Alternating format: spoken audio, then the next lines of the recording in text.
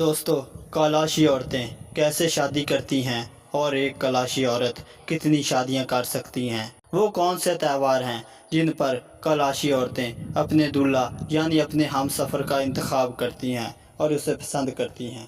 وادی کلاش میں کسی کے مرنے پر اس پر گیت اور رقص کیوں کیا جاتا ہے؟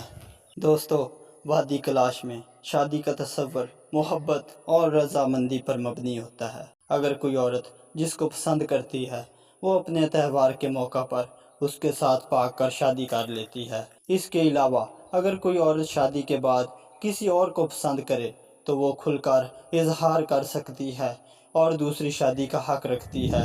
شادی میں موسیقی، رقص اور اجتماعی دعا کا اہتمام کیا جاتا ہے۔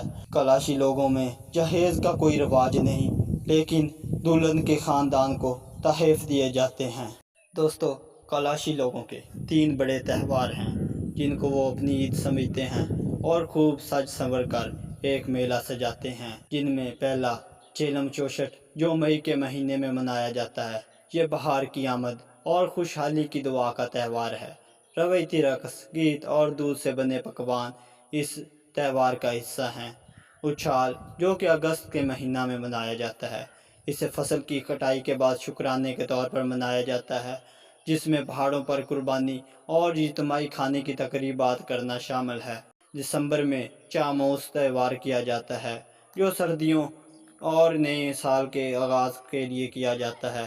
رات بھر آگ جلانا، مقدس مقامات پر دعائیں کرنا اور بچوں کے لیے تحائف دینا اس کا حصہ ہیں۔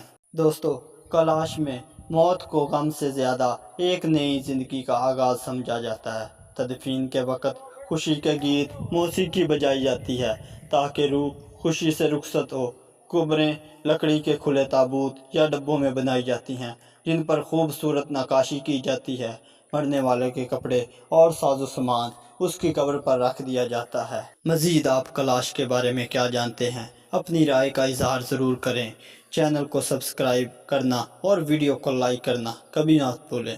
جزاک اللہ۔